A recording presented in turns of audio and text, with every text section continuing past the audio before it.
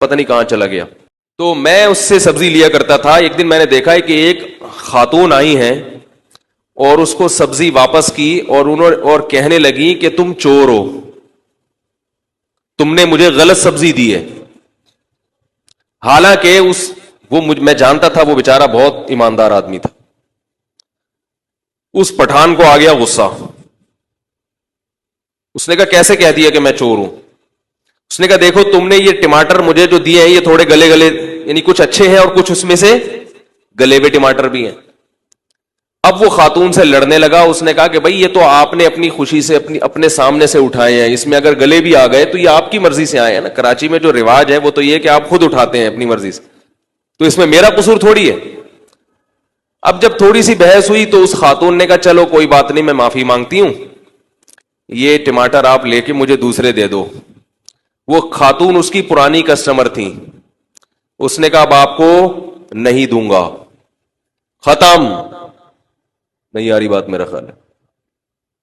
اب آپ سے جو یہ تعلق ہے یہ کیا ہے, ختم.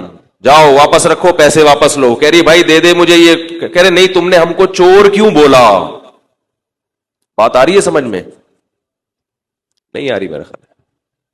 تم نے ہم کو چور کیوں بولا؟ ہم داڑھی بھی تھی اس کی بیچاری. اس نے کہا ہم جو ہے کون سی حرکت ہے جس سے تمہیں یہ لگا کہ اتنا بڑا تانا کیوں دیا؟ ہم چور ہوتا تو یہاں کھڑے ہو کر ٹھیلا بیچ رہا ہوتا, ٹھیلے پہ سبزی بیچ رہا ہوتا یہاں پہ. اب وہ بیچاری عورت میرے سامنے کھڑی ہے, وہ کہہ رہی ماں سی پٹھان معاف کر دے. وہ کہہ رہا نہیں ہم کو چور کیوں بولا, نہیں ملے گا. مجھے بڑا اچھا لگا اس کا یہ منظر. مجھے کیا لگا؟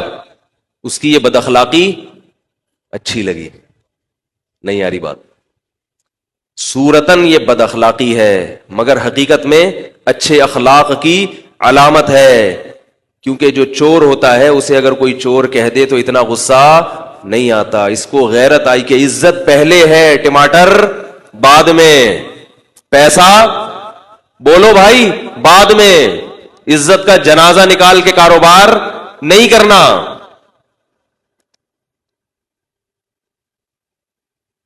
تو اب دیکھو ممکن ہے کسی کو غصہ ہے کہ دیکھو کیسی بد اخلاقی کر رہا ہے. مجھے بڑا اچھا لگ رہا تھا, میں نے کہا بڑا خاندانی آدمی ہے. کیا لگ رہا تھا؟ عزت کے ساتھ کما رہا ہے بھائی. تھوڑی کہ جو بھی آئے جو مرضی بول کے چلا جائے تو آپ اس کے تلوے اس لیے جناب چاٹنا شروع کر دو, اس کے سامنے جھکنا شروع کر دو کہ میرا کاروبار کہیں ختم نہ ہو جائے. اللہ کھلا رہا ہے, اللہ ہمیشہ سے کھلاتا رہے گا, نکلو یہاں سے.